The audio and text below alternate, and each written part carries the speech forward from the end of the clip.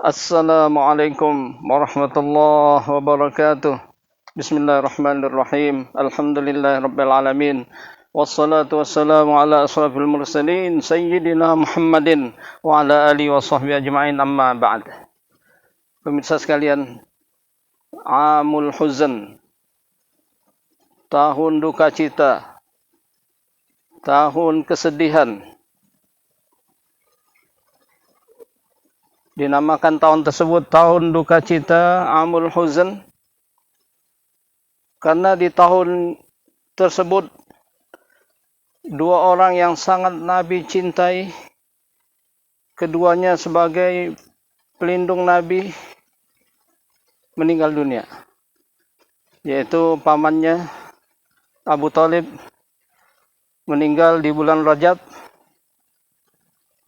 Kemudian di bulan Ramadan menyusul istrinya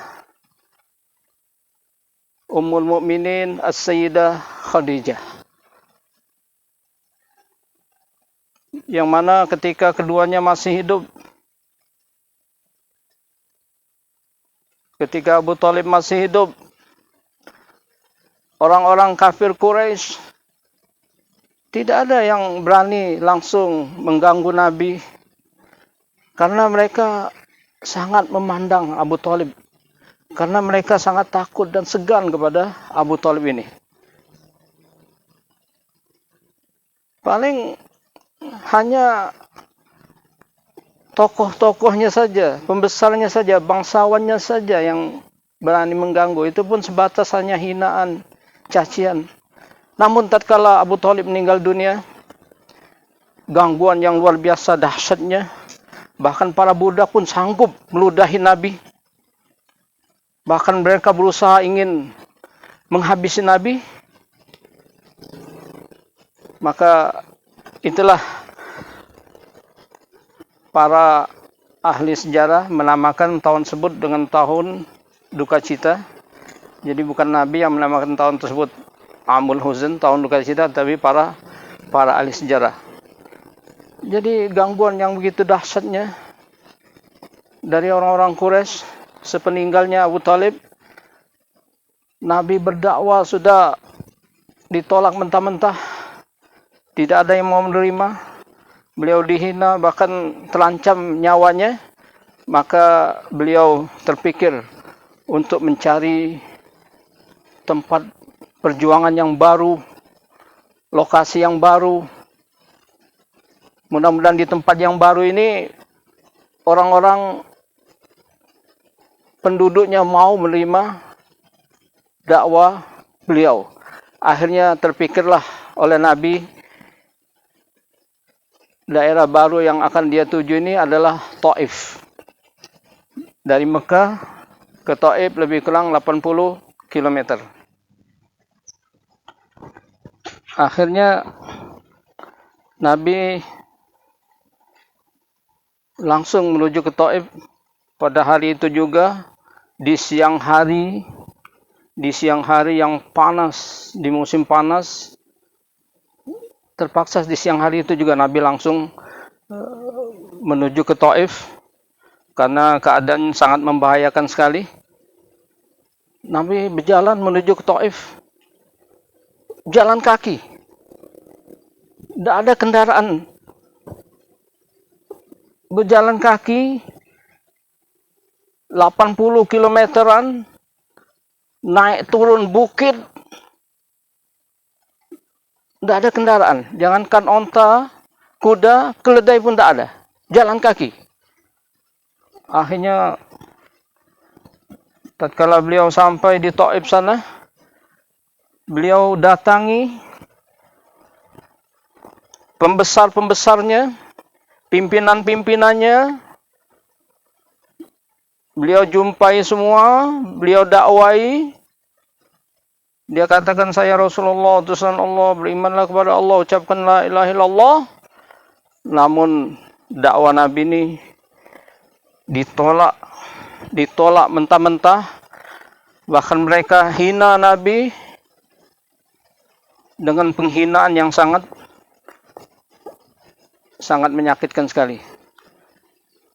dari tokoh masyarakatnya ada yang menghina Nabi. Apakah tidak ada orang lain lagi selain engkau yang Allah utus sebagai Rasulnya? Tidak ada yang lain lagi. Ada yang menghina dia. Kalau sekiranya benar Allah angkat engkau sebagai Rasulnya, saya akan ke Ka'bah, saya akan sobek-sobek kelambu Ka'bah. Saya akan koyak-koyak kelambu Ka'bah.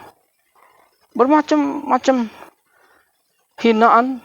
Akhirnya mereka kerahkan rakyat jelata, para budak, untuk mengeroyok Nabi, untuk memukul Nabi, melempari Nabi dengan batu. Akhirnya Nabi dikeroyok, dilempari batu, habis. Darah bercucuran di sekujur di kedua kaki Nabi. Akhirnya Nabi terpaksa menyelamatkan diri dari amukan massa. Beliau masuk ke sebuah kebun yang rindang. Kemudian bila bersembunyi di salah satu pojok kebun tersebut. Pemirsa sekalian, ternyata kebun yang dimasuki Nabi itu ternyata dia kepunyaan orang Mekah. Dua bersaudara, yaitu Utbah dan Syaibah bin Rabi'ah. Kedua orang ini anak Rabi'ah, yaitu Utbah dan Syaibah. Tetangga Nabi, juga musuh Nabi, jahat ketika di Mekah bersama Nabi. Jadi kebetulan lagi cuti, dia lihat kebunnya di Taif sana. Jadi ketika keduanya melihat Nabi masuk berdarah-darah bersembunyi di salah satu pojok kebunnya, rupanya ada rasa iba di hati mereka, rasa kasihan. Lihat Muhammad katanya, di Mekah dia ditolak orang, mau dihabisin orang, dia ke Taif sini, ternyata orang Taif pun tidak kalah jahatnya dengan orang-orang Mekah. Kasihan itu Muhammad. Akhirnya dipanggilnya budaknya pembantunya yang bernama Addas. Wahai Addas, kemari, engkau ambil piring nampan isi makanan, isi anggur, engkau berikan di pojok kebun kita sana ada seorang laki-laki yang terluka parah, kasihan, beri dia makan, beri dia anggur. Akhirnya diambillah oleh Addas piring diisi anggur, dia bawa menuju Nabi, sampai di hadapan Nabi, beliau sodorkan, silakan Pak, makan, kasihan Bapak. Akhirnya Nabi tanpa basa-basi, karena sudah terlampau lapar sekali, Nabi langsung ambil anggurnya. Ketika Nabi mau masukkan ke mulutnya, beliau membaca Bismillahirrahmanirrahim atau Bismillah. Didengar oleh Addas sangat kagum sekali mendengar ucapan ini. Ucapan apa ini?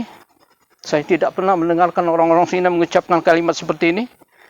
Akhirnya Nabi tanya balik, siapa engkau? Siapa namamu? Saya Addas. Apa agamamu? Nasrani, katanya. Kemudian, dari mana asalmu, hai Addas? Addas menjawab, asalku dari kampung yang bernama Nainawa. Kampung yang bernama Nainawa.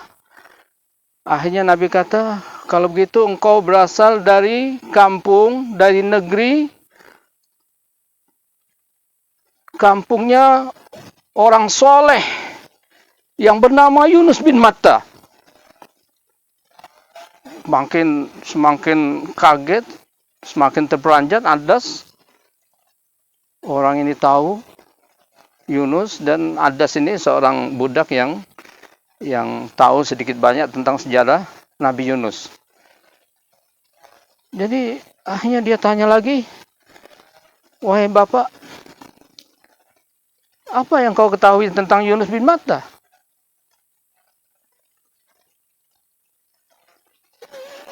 Nabi menjawab, wahai Addas, Yunus bin Matta itu dia adalah saudaraku. Dia adalah seorang nabi dan saya pun seorang nabi. Mendengar ini Adas langsung dia peluk Nabi, dia cium tangan Nabi, dia cium kaki Nabi. Dia mengucapkan syahadat, masuk Islam. Kedua orang ini, orang Mekah ini, tetangga Nabi, dari kejauhan dia melihat semua kejadian dari awal sampai akhir. Adas, mereka semacam merasa menyesal. Satu sama lain berkata, inilah Muhammad. Di Mekah dia diusir orang, dia kemari. Di sini dipukulin orang, kita kasihan sama dia. Kita suruh pembantu kita, budak kita untuk ngasih dia makan, akhirnya budak kita dirusak oleh Muhammad. Inilah Muhammad katanya. Dipanggil Adas, Allah kemari. Dimarah-marahin dengan Adas. Kenapa engkau lakukan hal itu, wahai Adas? Kami cuma suruh beri makan, engkau cium kepala, cium tangannya, cium kakinya segala. Ada apa ini, wahai Adas? Adas menjawab, wahai Tuan, tidak ada manusia yang lebih mulia daripada orang itu. Tidak ada manusia yang lebih mulia daripada orang itu. Dia memberitahukan kepadaku hal-hal, perkara-perkara yang tidak mungkin orang lain tahu kecuali dia seorang nabi. Hanya keduanya berkata, celakalah engkau wahai Adas. Jangan kau dengarkan ucapannya. Jangan ikuti. Agamamu lebih baik daripada agamanya. Akhirnya selesai kejadian bersama Adas. Adas akhirnya masuk Islam. Kemudian Nabi melanjutkan perjalanan kembali ke Mekah. Mau kemana lagi? Ke Mekah harus balik. Ke Taif lagi? Habis. Mau kemana lagi? Kecuali ke Mekah. Akhirnya Nabi sampai di suatu kawasan yang bernama Wadi Sa'alib, yang sekarang ini disebut Qarnul Manazil. Nabi sampai di kawasan tersebut, Nabi pingsan. Sampai di Wadi Sa'alib, Nabi pingsan, tidak sadarkan diri. Tatkala beliau sadar, melek matanya, di atasnya penuh awan menaungi Nabi. Kemudian di balik awan keluar dua malaikat. Malaikat Jibril dan Malakul Jibal. Malaikat Jibril dan malaikat yang menguasai gunung, bukit-bukit di Taif sana. Akhirnya malaikat Jibril memberi salam kepada Nabi. Nabi jawab salamnya, ya Rasulullah,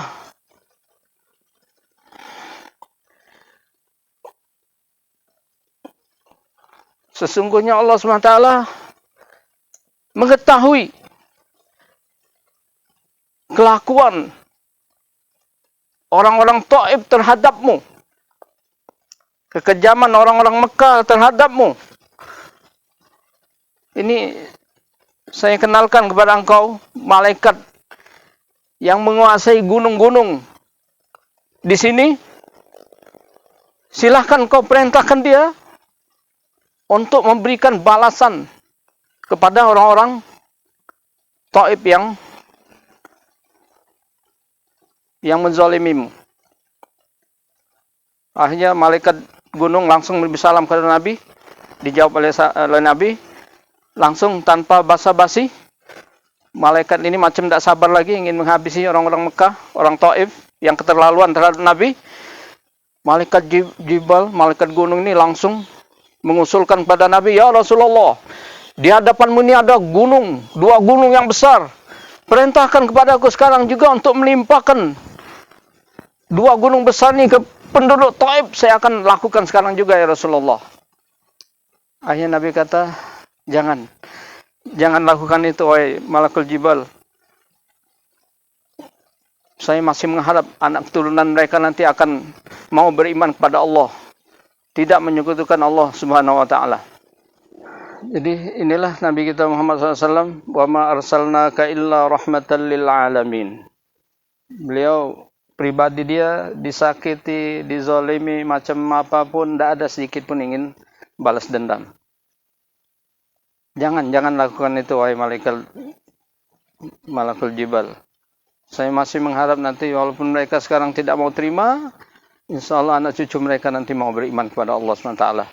Akhirnya Nabi melanjutkan perjalanan menuju ke Mekah. Akhirnya sampailah Nabi di satu lembah yang bernama Wadin Nakhlah. Wadin Nakhlah. Lembah An-Nakhlah. Wadi artinya lembah. Jadi lembah itu antara daerah tengah, kiri kanan gunung-gunung, bukit-bukit. Nah itu tengah-tengah itu disebut lembah. Sampai di lembah itu di tengah malam Nabi sholat. Beliau baca Quran. Beliau keraskan bacaan Qurannya. Akhirnya tiba-tiba datang segerombolan jin dari Yaman. Jin Nusaybin dari Yaman. Ramai sekali mendengarkan ucapan Nabi, mendengarkan bacaan Quran Nabi. Akhirnya mereka masuk Islam karena kagum dengan bacaan Al-Quran yang Nabi baca ketika sholat di tengah malam waktu itu. Bahkan mereka bukan sekedar mereka masuk Islam, tapi mereka kembali ke golongan mereka berdakwah kepada kaumnya masing-masing. Jadi inilah hiburan Allah SWT. Orang Mekah, orang Taif tidak mau terima, tapi gerombolan jin masuk Islam. Hiburan dari Allah SWT. Seorang pemuda Adas juga masuk Islam ketika perjalanan menuju kembali ke Mekah. Ya, pemirsa sekalian, Nabi kembali ke Mekah. Akhirnya di Mekah, di satu kawasan di dekat Ma'la sana, para jin yang masuk Islam, jin Nusaybin dari Yaman yang masuk Islam ketika di Wadi Nakhlah tadi, Nabi baiat di sana, Nabi kumpulkan, Nabi baiat mereka. Tempat itu, tempat Nabi baiat para jin itu, di situ dibangunlah satu masjid yang namanya Masjid Jin. Silahkan pemirsa sekalian buka di judul Masjid Jin. Di situ ada gambarnya, gambar masjidnya. Silahkan lihat di video yang berjudul Masjid Jin di channel Daim Madinah. Mungkin sampai di sini. Insya Allah kita akan lanjutkan selama bulan Maulid ini kisah-kisah yang berkenaan dengan Rasulullah SAW. Dukung terus channel kita ini. Yang belum mensubscribe, tolong subscribe, like maupun share. Insya Allah dapat sedekah jariah, amal jariah. Terima kasih. Wassalamualaikum warahmatullahi wabarakatuh.